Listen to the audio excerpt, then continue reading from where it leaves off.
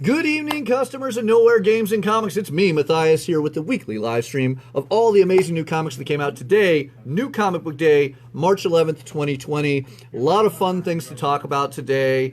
Beforehand, though, as always, I'm going to give you quick updates on things that are coming up.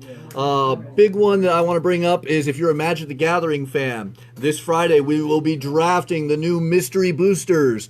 Awesome set that collects hundreds, if not, I think over thousands of old cards reprinted with the cool new Planeswalker insignia in the bottom left-hand corner, part of the mystery boosters. Some of you guys might have heard about this happening at some of the bigger Magic the Gathering events. Now it can happen here in this store. You do not want to miss out. Swing by, talk with Ken on Friday, and make sure you get to hop into that draft. A foil in every pack. Yeah! Is there a foil in every pack? Yes. Foil in every pack! That's awesome to find out. Okay, wow, that just made it way cooler. Yeah. So yeah, make sure you swing by and get in on that. Another thing I want to bring up. Last week I talked about a manga. It was one of my first times spotlighting a manga really in the weekly live stream. I'm going to start doing that more. But I really want to talk about this one more because this is probably my favorite manga I have read in quite a while. Like, this is the first time in a good while I picked up a Tankobon manga and just read the entire thing in one sitting. So we talked about it last time. It is by one of my favorite mangaka, Hiroyo Oku, the man who brought us Gantz, Hen, and many other things. It is Gigant. And I really want to just take a moment and really quickly talk about this before we dive into the new comics because it's kind of a cool one. It is the story of a 16-year-old boy who finds out his favorite porn star happens to live in the neighborhood he grew up in. I know that sounds like a weird concept, but it is a weird book, as it kind of has that slice of life tone as he befriends her in the strangest way possible. And she suddenly finds out she has a device that can change her size, making her gigantically large or small. Here's the interesting part, though. As if that wasn't a crazy enough combination, there is a website online that lets people vote for how they want the world to end. And it turns out that voting process is real. And the world starts falling apart in some crazy ways. It is an amazing story that is just a conglomeration of three really weird concepts with absolutely beautiful artwork, that you can see. It is a really, really great mixture of slice of life and sci-fi craziness like Gantz. Do not miss out on this if you are a big manga fan. Now, with that said, let us prepare to talk about the new comics by introducing my wonderful guest and co-host, the always so amazing, the always talkative. He seems to be an expert in everything I give him a false title for, Richard Rebello. He really, really slow walked that over. Anyway, that was the wonderful Richard. That's all you'll see of him for the rest of the show. Now, let's dive into the awesome new comics and graphic novels this week. First off, I want to point out that I would love to talk about No One Left to Fight because it's an amazing, amazing comic series that just hit its graphic novel release this week. But there's no copies left. You guys bought all of them. Don't worry, we still have single issues if you want that way, and I'll have a restock of trades in. It is an amazing series, especially for those of you who are just watching this as a manga fan for Gigant. It is a great follow-up, you could say, to the Dragon Ball series or Street Fighter video games. But with graphic novels that are in stock, one that you guys will likely be very surprised by, most of you will not be familiar with. Did you know that Stan Lee used to write for DC? True story. He did the Just Imagine Stan Lee line, where it was just imagine if Stan Lee created Batman. Just imagine if Stan Lee created Green Lantern. Just imagine if Stan Lee created Wonder Woman and many more. Now you can get the first collection of these awesome one-shots. Just imagine Stan Lee creating the DC Universe. A great price, an awesome graphic novel. Truly an amazing piece you're going to want to add to your collection. Now let's dive directly into the new issues this week, starting with Adler. Yes, we are getting the second issue of this fun new Titan book that deals with all of the great female literary and mythological characters, as well as historical figures of the early 1900s, as they go on a rather amazing story against Moriarty, yes, the villain of Sherlock Holmes. Agretsuko, the popular anime series from Sanrio that is on Netflix, now has issue 2 out, and if for any reason you missed issue 1 because it did sell out, we have a restock of that now available. 2 fun covers for this ever so cute and crazy comic. Amazing Spider-Man hits issue number 41 this week with an absolutely awesome Spider-Woman variant, and yes, Boomerang is back. Lots of fun there. I will as always, push the great Amethyst because Amy Reeder is doing such a kick-butt job on this amazing all-ages, young adult / very fun DC comic, part of the Wonder Comics line. Ant-Man hits issue number 3 this week, and we get Black Hat in there. Zeb Wells kicking butt on that. Avengers, issue 32 out this week, and ooh boy, was this an interesting issue. Make sure you don't pass up this fun. If you did not get Batman 89 the first time, yes, this is the cameo appearance of Punchline. The second printing is out now. Wow, we just have 2 copies left, so make sure you rush in and grab that. Batman's Grave, the Warren Ellis and Brian Hitch series on its 6th issue.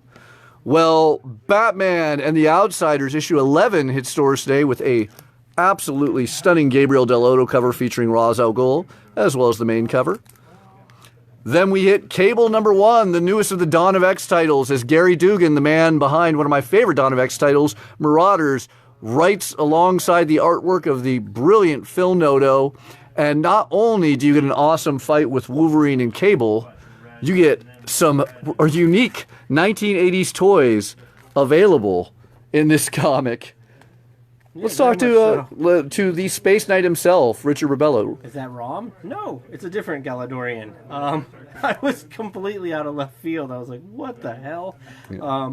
But apparently the Galadorians are back and headed to Krakoa. Ooh. Very bizarre, very cool. The fight between Cable and Wolverine, I think it was rigged, but... So let me ask you this, Richard. Did you buy Space Knights back in the 1980s? I did not. You never had a ROM Space Knight? I did not. That was a fun line of action figures that actually developed in the comics. Yeah, it was and TMNT, G.I. Joe. There you go. So. And that's the really interesting thing. Well, ROM Space Knight is over at IDW doing his own thing with Chris Ryle. The Space Knights are in Cable. So, fun one. There we go. We have Catwoman issue number 21 out this week. We, of course, still have Cimmerian, Queen of the Black Coast, because I cannot stress enough how absolutely awesome this amazing comics series is. Why is no one buying the Mercandolfo cover? This is the best cover. But, okay, I will accept it. You know, make sure you grab Cimmerian, Queen of the Black Coast. It is Conan and Belit. Speaking of Conan, I will once again stress Conan number 13 with the amazing cover by Eric Geist, E.M. Geist, who was here earlier today signing comics, and I will show you what he also had released this week later. He will be here for an official signing in April. Make sure you check our website and social media for that. Then, of course, we still have Conan Battle of Serpent Crown number 2. Just a big wall of Conan. I love it, just like DC's Crimes of Passion. All great books I hope you guys start checking out. If you love Bruce Campbell and Army of Darkness, Death to the Army of Darkness is the book for you. Ryan Perro, the writer of Mighty Morphin Power Rangers and Go-Go Power Rangers, has issue number 2 out now with, you guessed it, a beautiful Mercandolfo cover. We have a lot of Mercandolfo covers for you this week. All sorts of amazing ones. Davila on that one. You got to love that zombie cover. All sorts of wonderful, wonderful variants. And yes, that is a nice Ben Oliver cover right there.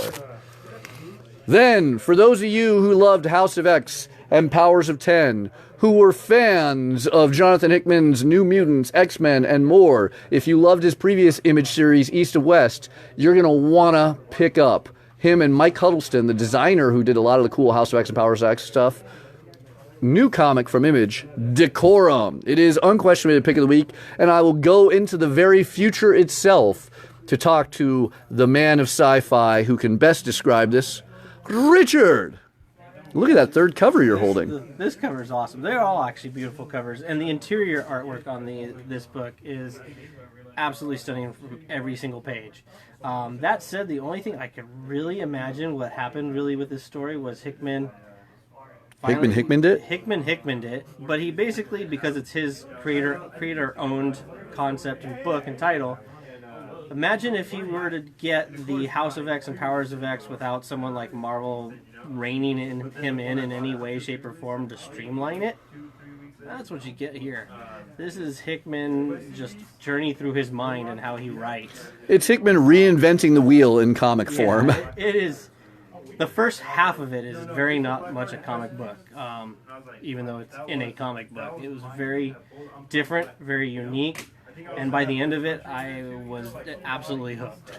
I'm not going to lie, halfway through, it was losing me for a moment because it was so many new and unique concepts that are cool because they're things you can do in sequential art in the comic book medium, but they're so untraditional. But by the end, I was so sold, I cannot wait for issue number 2. Yeah, and the first, actually, I think, page, the title, and you get the whole Hickman-esque, the way he does the title, and if you read those things, those 2 pages just with, I think, maybe 5 words, that got me interested, and it comes full circle in the back, and that delivers with what the titles of that was, and it's just fantastic. It's a great read. I can't wait for issue number 2. Yeah, probably, no, by far one of the most unique comics ever released, easily the most unique comic released this week, but well worth the buy. Definitely. And it's thick.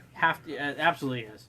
I don't know if you can see that in the video. Yeah, that is a thick comic for the price point. I don't think there's ads in it. No ads. Yeah. So that's all story, all artwork.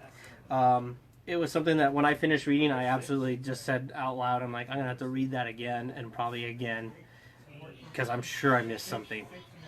It's really, if you like Hickman, that's a not miss. Decorum, do not miss out. Hickman and Huddleston. 2 great covers there if you didn't get to see, along with the beautiful one that Richard just threw up.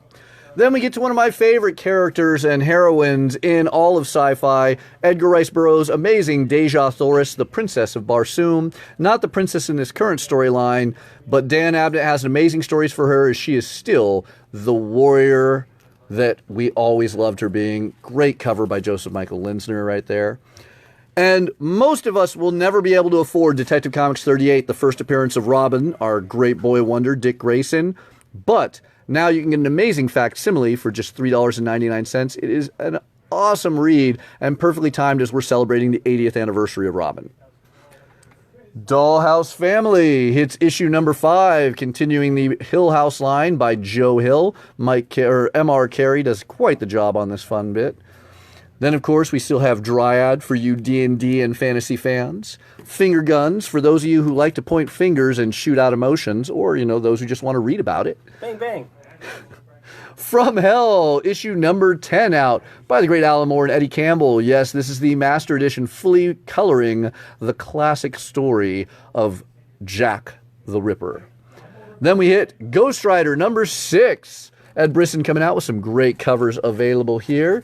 And I will turn to show off my favorite cover, the Spider-Woman theme variant, with one of the demons of hell himself. Go, Richard. I knew this was your favorite cover, that's why I stole it. Easy, let's make it quick. If you're not reading this, you should be reading it. If you are reading it, you know why you should be reading it. The story continues, the action heats up, Ghost Rider takes on Doctor Strange, and it's a battle for Mephisto, really. Who's going to get Mephisto? Take place in Vegas? It takes place in several places, and it is awesome. So, fun, very high action packed. And you still get Ketch in his new role, taking on the Punisher and Wolverine as well at the beginning of this. So, really cool read. Like I said, if you're reading it, you know you should be reading it, and if you're not, you should be reading it. So much fun.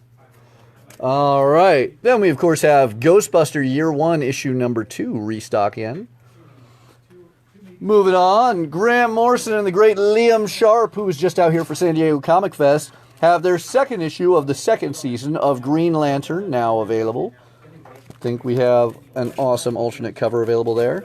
Then one of the ones I'm loving, it is Nancy Drew in the Marvel Universe in the early ages of Spider-Man, filled with so many little awesome Easter eggs and nods to the history of New York City's Marvel Universe in Christos Gage and Todd Nuck's amazing new miniseries, Gwen Stacy. Yes, it is the story of Gwen Stacy before she even met Peter Parker, along with the great Harry Osborn, as Gwen runs for class president and tries to solve a very interesting criminal mystery.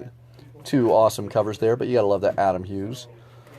Hawkman issue 22 out this week with 2 great covers. And guess what? It is the last issue of Hawkman Infected, because the infection breaks. How is this going to affect things in the fallout of the Batman Who Laughs plans? Well, for that, aside from getting a great story here, you're going to want to follow up in You're the Villain 4. Incoming, of course, still stock for those of you getting ready for Empire. Great cover available. Then we hit Immortal Hulk, issue number 32. And I'm going to talk to an immortal something or other. Richard, what beautiful cover do you have there? The Spider-Woman variant, of course. Why, of course. I'm not going to say anything about this book, but other You're just going to than... point at it? No, other than, holy crap, why is there still 4 on the shelf? How did that happen? This is the first time I think I've ever seen the Immortal Hulk on this shelf this late in the night on opening... On release day, yeah. This thing is a sellout book. I think that means I finally am getting the orders right now. Yes. Well, I think you got it slightly wrong. You're 4 over. But Yeah. 4 of you get to be lucky to get this because the Immortal Hulk is back. If you kind of were falling off because of the Bruce Banner story that took place for a little while, don't worry. Don't let that puny mortal chase you away. The monster horror of this book is back, and it's awesome. Really fun. That's all you need to know. But 4 more on the shelf. That's shocking. Woo! Grab it. Then we, of course, get Jessica Jones, issue number 5, part of the Blind Spot storyline by Kelly Thompson. And I am loving this. And if you notice, Jessica Jones wearing a rather unique outfit. Who is that? Is that a Miss Marvel outfit? Why, yes, it is. You're definitely going to want to grab this issue and find out why. Now, if you were a fan of Jim Henson and his various Muppets-related TV shows, in 1988 was one of my favorite ones he ever did. Better than the Muppets, better than Sesame Street, and I know that's saying a lot on both of you guys that are or both of those wonderful shows that you guys are all fans of. But The Storyteller was the real show. Unfortunately, only lasting 2 seasons. It was the tale of an old man, the storyteller, telling us various folklore of European mythology and the like, as well as Greek mythology, to his pet dog. The stories continue at Boom in an amazing way. Each time they do a miniseries, they focus on a theme. This issue or series theme is ghosts. Each one will have a standalone issue focusing on a classic ghost tale. Issue number 1 deals with a rather dark Siberian myth. But these beautiful, beautiful horror stories are definitely worth the read and worth your time. Make sure you come in and grab them. They are awesome and frightening. Then we, of course, still have our signed copies of Join the Future. If you missed out on the signing, Zach Kaplan signed some extra copies, so we have those available. King of Knowhere, still a badass and fun tale. Then, Stacy's Pick of the Week from Aftershock, the man who effed up time. John Layman dealing with a man who screwed up his time traveling in a really bad and comedic way. Marvel Actions, Captain Marvel, the great all-ages Captain Marvel book by Mags Visaggio. I think this is a really, really fun one you're going to want to check out. We have Marvel Tales featuring Silver Surfer, which reprints 3 classic Silver Surfer tales. All of them also featuring my favorite Marvel character, Namor, with an awesome new cover by Inhyuk Lee. Then we hit New Mutants, issue number 9. This is not one of the Hickman issues of New Mutants. This one's done by Ed Brisson. So let me go to a newer mutant than I hate to say this, but I have not read that one yet. I know I'm not dropping off the X titles. I'm dropping off reading them first since there's so many new books. Look at all these excuses. I totally shouldn't have pointed the camera at you. I did read the X-Men one though. So I think this one, because it's Brisson, I think they're back on Earth, which is kind of disappointing. But I don't know. I haven't read it. I haven't even opened it. All right. Well, I hate to say I haven't had the chance to read it yet because I read a bunch of other things last night. All that just cool. To me. So, New Mutants, number 9. Hey, if you guys weren't aware of this, we're doing this on Wednesday after a day of selling comics. Like, what little we were able to read, it's always impressive. So, now and then you will have those moments. But, nevertheless, New Mutants, Ed Brisson, fun book, one of the greater Dawn of X titles. So, come back to us and we'll have an answer for how great it was. Wanted to make me look stupid. I always want to make you look stupid. Have you not realized that? Stranger Comics fans, this is soon to be an upcoming amazing HBO series, The World of Asunda. We have the second Niobe miniseries, She is Death. Issue number 3 out now with 2 absolutely amazing covers. Then we get a rather fun one from Scout Comics North Bend that makes me really question all of my realities. As a group of scientists work for the CIA to develop drugs that will be used as weapons in war. How? Well, when you make a drug that has certain side effects and pass it on as an addictive substance to drug dealers and criminal masterminds in another country, of course they're going to sell it to people who use drugs in that country. And how that affects the world is quite a devastating and unique way. An amazing looking sci-fi book set 50 years in our future as we were at war with Russia, perhaps a Cold War. This shows a really dark and frightening way that could be, and really makes me question if this is not already a tactic various governments are using to fight one another from within. Punisher Soviet hits its 5th issue from the great Garth Ennis and Jason Burrows. Always love this title. Sure. Yeah, let's. Me, I actually read that one. All right, let's go to my favorite Soviet that likes to be punished. Again, I'll just make it quick like the Ghost Rider. If you're reading this, you know you should be reading it. And if you're not, I don't know what the heck you have been listening to me over the last 4 months. 4 months that this has been coming out. It is fantastic. If you're a fan of Punisher, if you're a fan of Garth Ennis, this is one that you should be trying to catch up on. I think there's one more issue remaining. Yep. This is just high action, high violence, just like you would expect from a Garth Ennis Punisher book. And just like you should expect from a Punisher book, something happens that we should have all seen coming. So, it involves a trigger? Yes, but it actually gets a little bit more creative than that. It's actually pretty interesting, very kind of cool, but sad at the same time. All right, so make sure you get that, Punisher fans. And if you're a Punisher fan, make sure you ask us for a little special gift, because we have some for you Punisher fans, too. Rye, issue number 5 out today with a great point that I want to really quickly drop.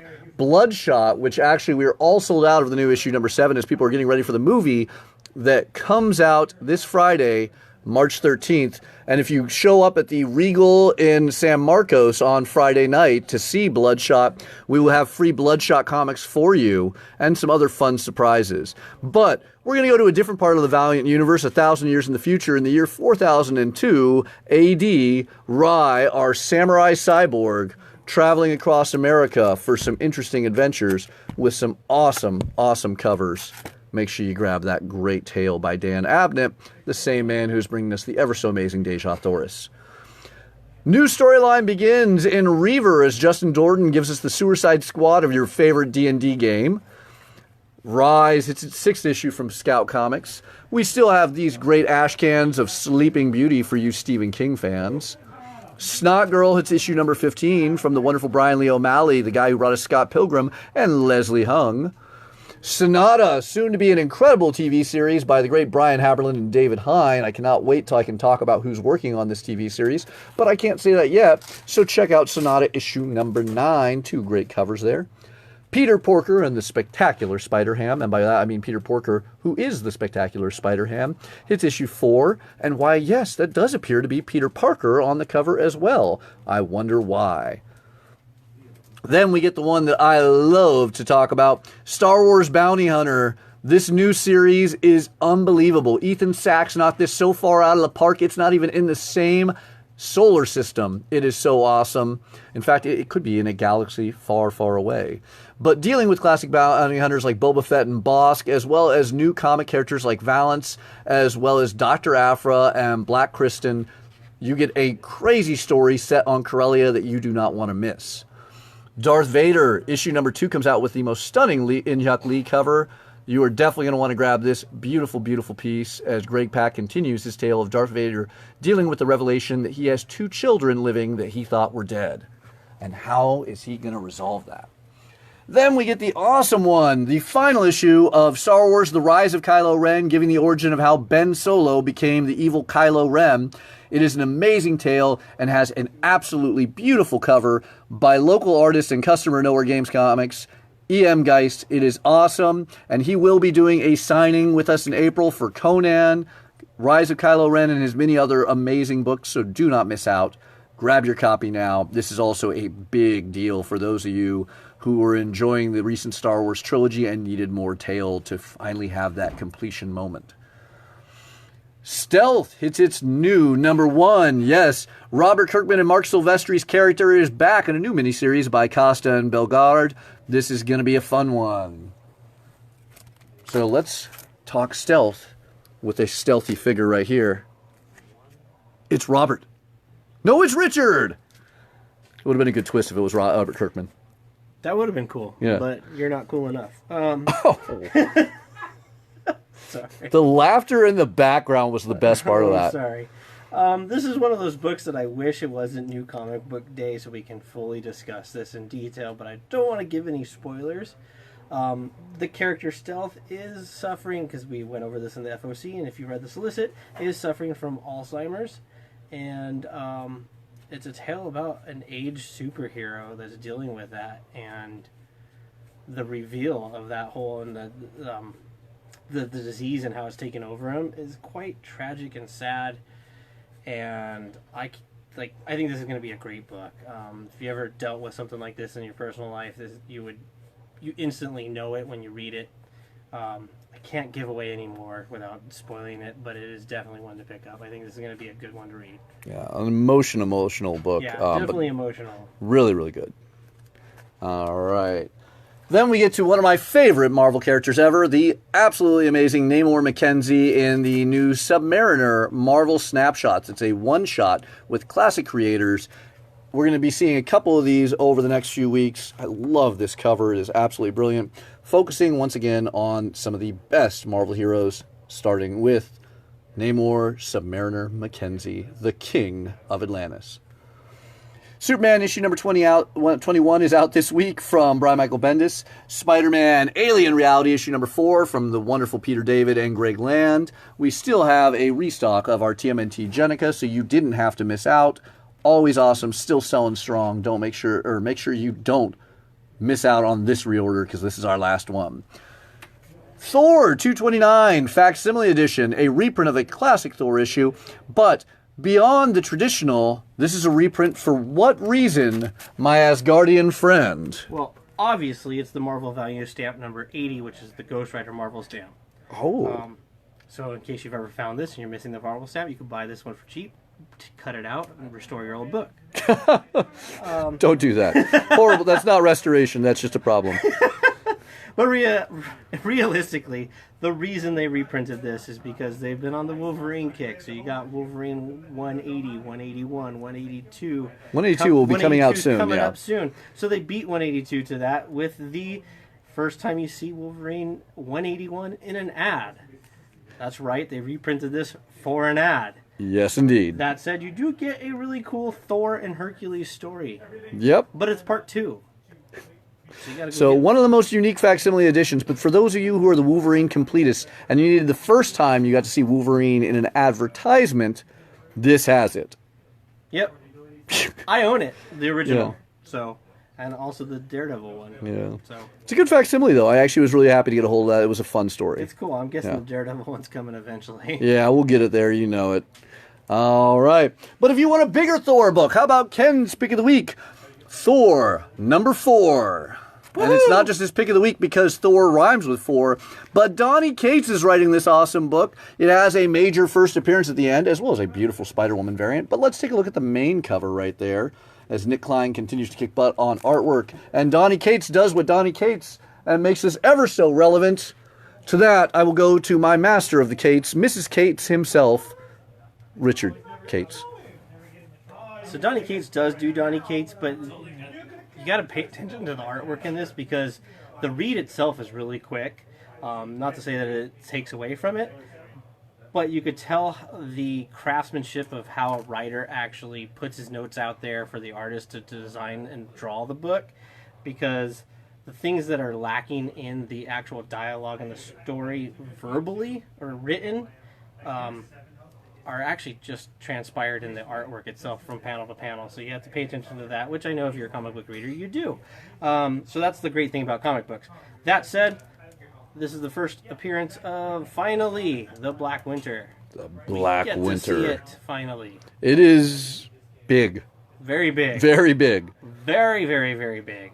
Like, Makes Thor look tiny. So tiny that Galactus is tiny, and Thor, I almost missed him. So, really cool. Donny Cates knocking it out of the park again. Heck yeah. Always love Donny Cates. For Transformers fan, issue number 18 of the not-so-new era now is out. Transformers still continuing to kick butt. Well, Vampirella and Red Sonja comes out with issue number 7 and a great Jay Lee cover. We also have a very, very wonderful variant right there that I'm adoring. It is just so vintage. I can't pass up my love on it. Venom hits issue number 24, also from the great Donny Cates, with an amazing Spider-Woman cover and a properly interesting Venom Island cover continuing the threat of how Eddie Brock must deal with both Carnage and Venom. So, I go to the symbiote